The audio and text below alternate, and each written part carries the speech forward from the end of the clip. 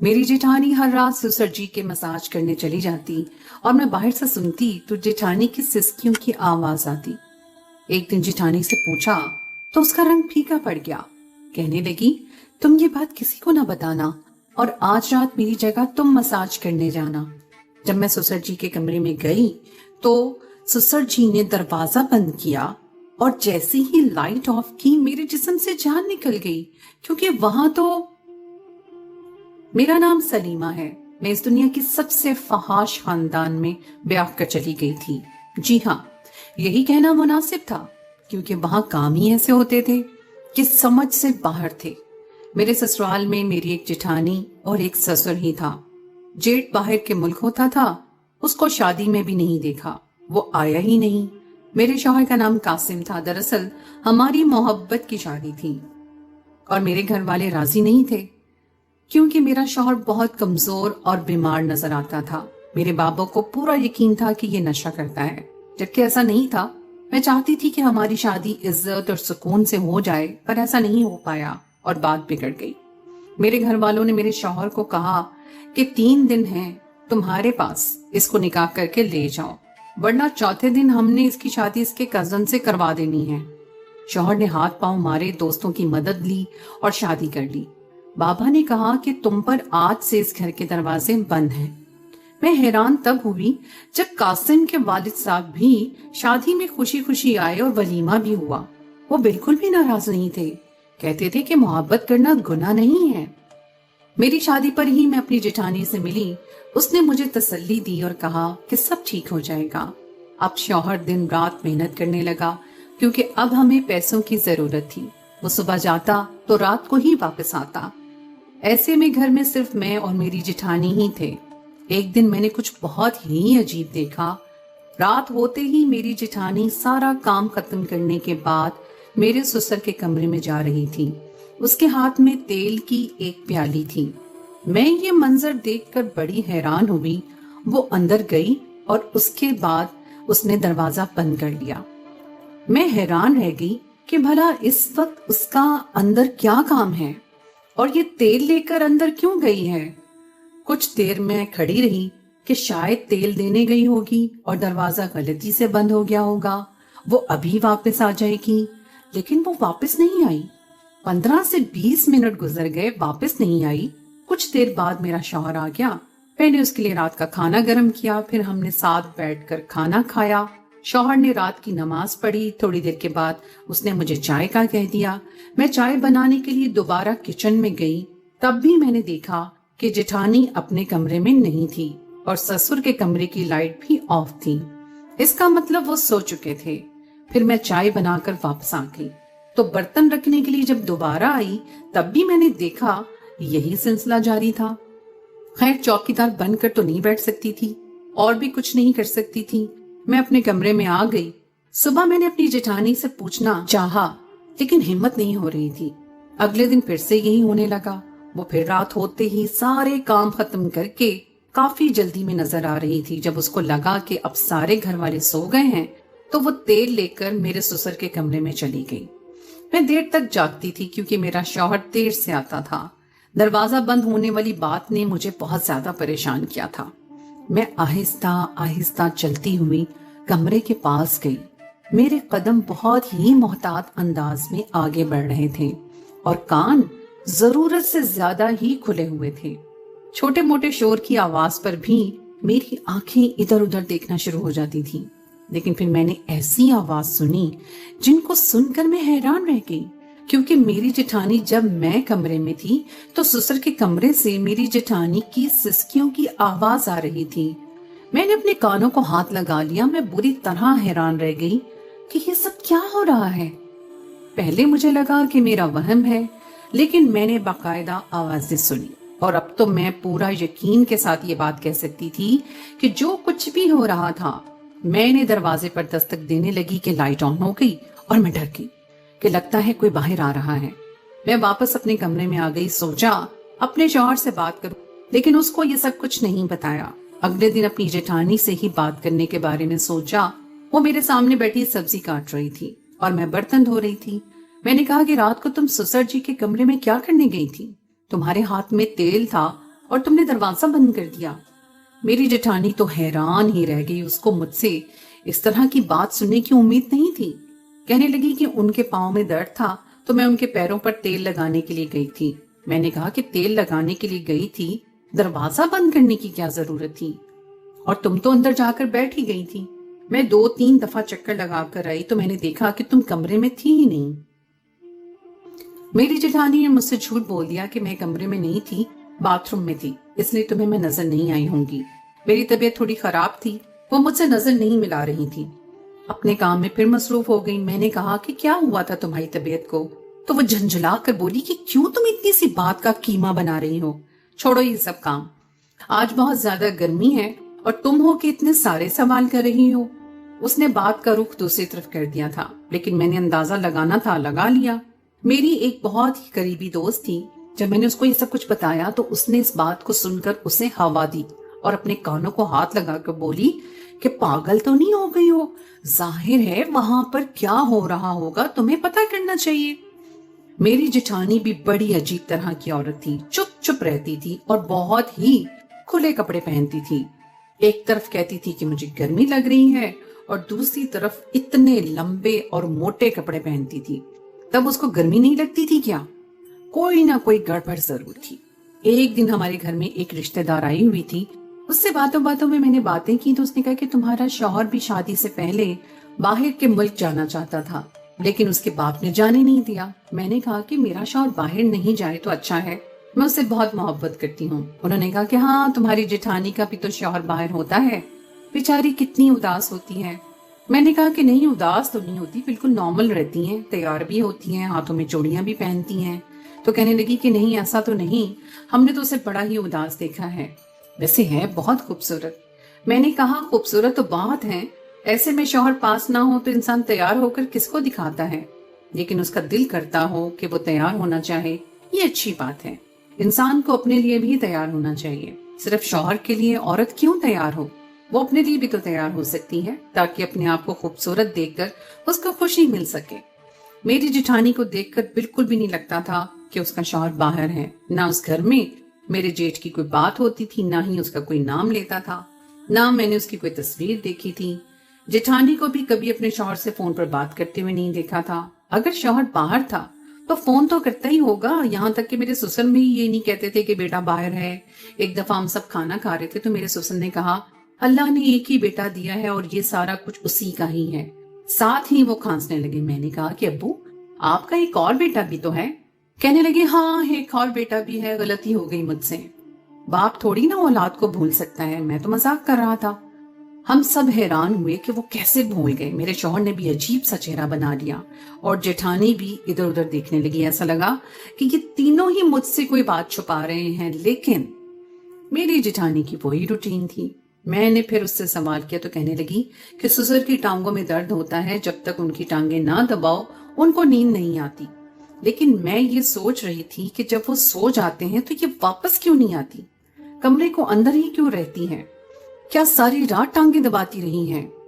इसके साथ मेरे ससुर का कोई रिश्ता भी नहीं था कि वो उसके चाचू होते या मामू होते। उन्होंने ये वाली बहू अपने खानदान से नहीं ली थी, ये खानदान के बाहर की लड़की थी। फिर ये इतनी अजीब बात थी कि ससुर के कमरे में चली जाती है, उनकी टांगों की मालिश करती है, मसाज करती है और फिर वहीं पर सो भी जाती है। इसका वहां क्या काम था? और वो आवाजें, उनके बारे में सोचकर तो मेरे दिमाग में वैसे ही घूमे जा रहा था जो मैं सोचना भी नहीं चाहती थी, और वो इस घर में हो रहा था।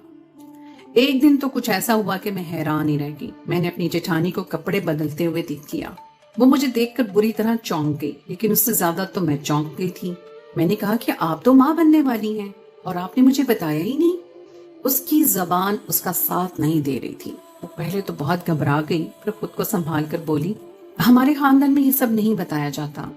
जब तक 7 महीने नहीं हो जाते तब तक किसी को भी ये बात नहीं बताई जाती। कहते हैं कि नजर लग जाती है और अच्छी बात नहीं होती, इसलिए मैंने किसी को नहीं बताया कि मैं माँ बनने वाली हूँ। मैंने कहा कि मेरे शौहर ने भी नहीं बताया, कभी ससुर ने भी जिक्र नहीं किया, क्या उन लोगों को भी नहीं पता? मेरी जेठानी को कोई बात नहीं आ रही थी, ना जा रही थी। उसने कहा कि नहीं पता है, उनको याद नहीं रहा होगा। ये किस किस्म की बात थी? इतनी बड़ी बात कोई कैसे भूल सकता है? और मुझे भी नहीं पता चला।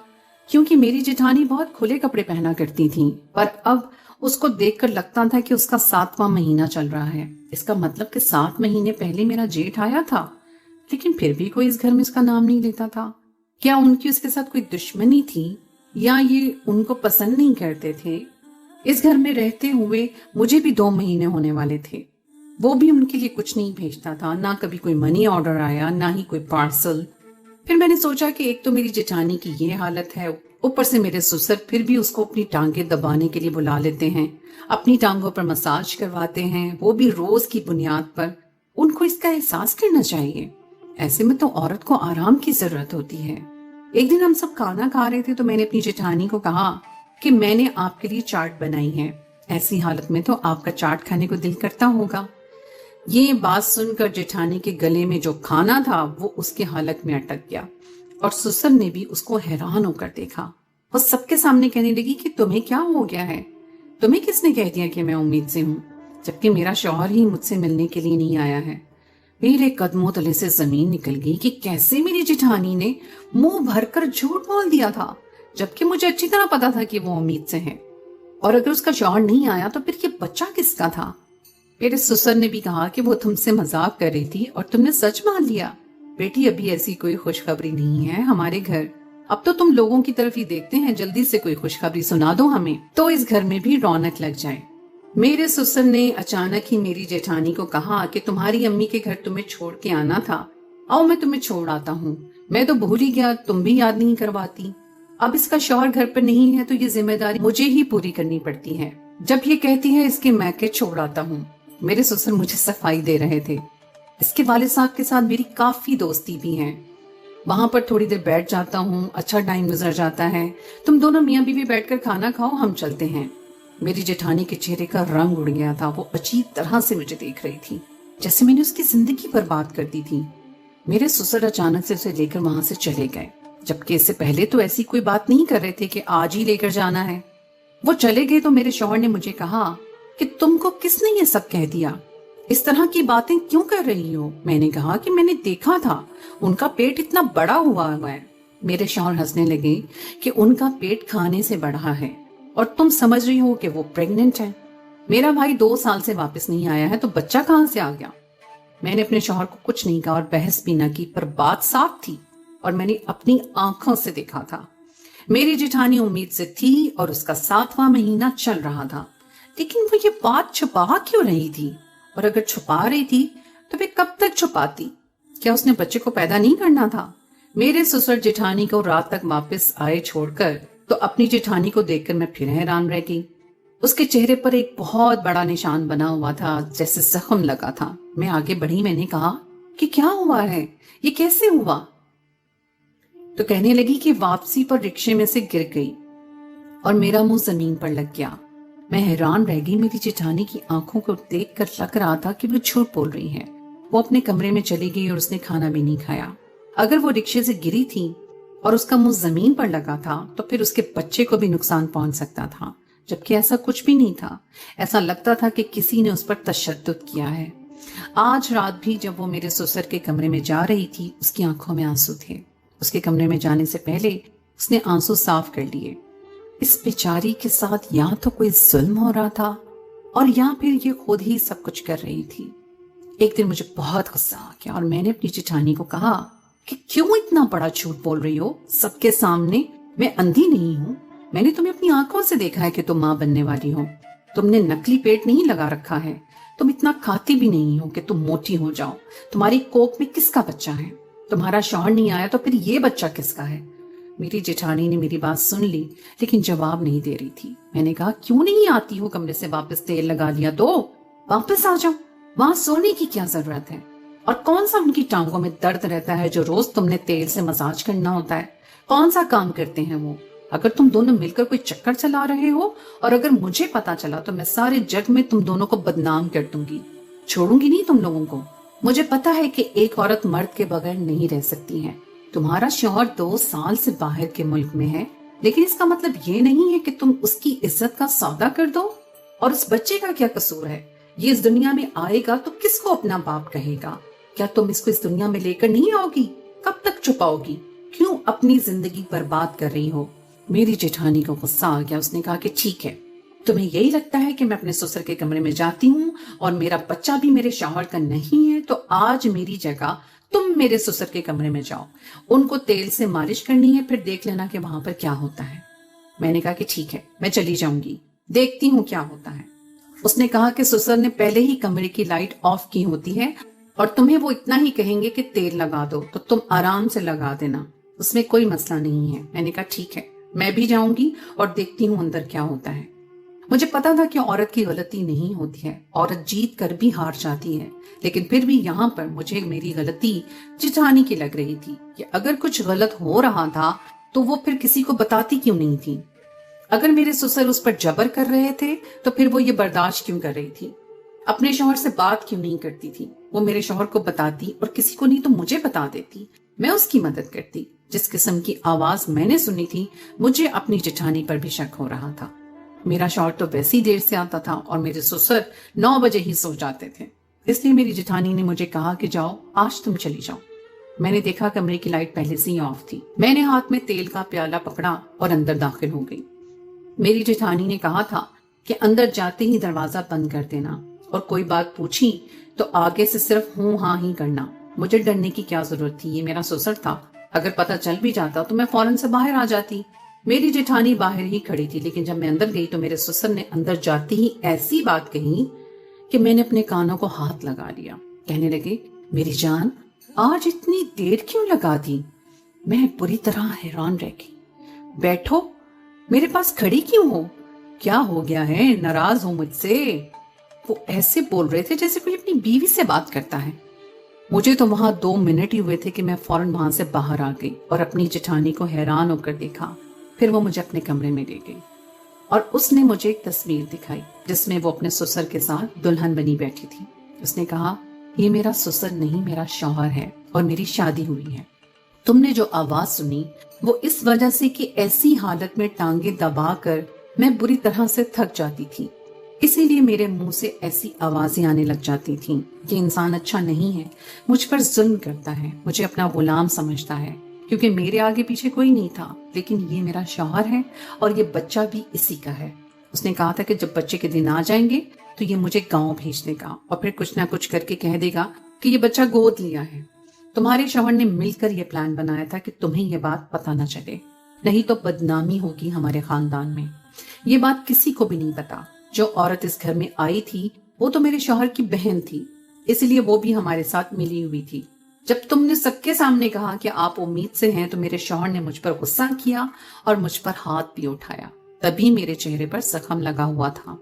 सारे रास्ते उसने मुझे बातें सुनाई थी। ये खानदान बहुत ही अजीब है, यहाँ पर बहुत सारे राज हैं जिनमें से मैं भी एक राज हूँ। तुम्हारे शौहर ने तुम्हें ये बात शायद इसलिए नहीं बताई कि तुम अजीब ना सोचो, तुम्हें बुरा ना लगे, लेकिन अब तुम अपने शौहर को बता देना कि तुम्हें सब कुछ पता है और तुम खामोश रहना। मेरे शौहर खुद ही तुम लोगों को ये सब बातें बता देंगे जब तुम्हें यहाँ पर कुछ महीने हो जाएंगे, लेकिन तब तक तुम मेरी जान जासूसी करना, मेरे मामलत में बोलकर मेरे लिए मसाइल खड़े करना बंद कर दो। इसीलिए आज मैंने तुम्हें अपनी जगह कमरे में भेजा था कि तुम्हें यकीन हो जाए। मैंने अपनी जेठानी से माफी मांगी और उससे वादा किया कि आइंदा ऐसी कोई बात नहीं करूंगी, क्योंकि मेरी वजह से उसकी जिंदगी पर असरात पड़ रहे थे। उसके बाद मैंने अपने शौहर को ये बात बता दी, वो भी शर्मिंदा हो गया। उसने कहा कि पहले ही तुम अपना सब कुछ छोड़कर यहाँ पर आई थी, मैं नहीं चाहता था कि तुम ये सोचो कि मैं किस किस्म के लोगों में आ गई हूँ। मेरे बाबा ने इस लड़की से मोहब्बत की शादी की है, इसलिए तो वो हमारी मोहब्बत के खिलाफ नहीं थे, तो उनको उनके हाल पर छोड़ दो और मेरे साथ अपनी जिंदगी गुजारो। मैंने ऐसा ही किया। ससुर के यहाँ बेटी पैदा हुई तो फिर उनके अंदर भी थोड़ी सी शर्म आई, क्योंकि पहले उनकी कोई बेटी नहीं थी। अब वो अच्छे तरीके से रहते हैं और अपनी बीवी का ख्याल भी रखते हैं। हम लोग इसी तरह जिंदगी गुजार रहे थे, वो लोग अपनी जिंदगी में मसरूफ रहते थे। हम लोग अपनी जिंदगी में यहाँ तक कि हमने पोर्शन और चूल्हा भी अलग कर लिया और अब तो हमारा उनसे बिल्कुल ही राब्ता खत्म हो गया है। मेरे शौहर बहुत अच्छे इंसान हैं,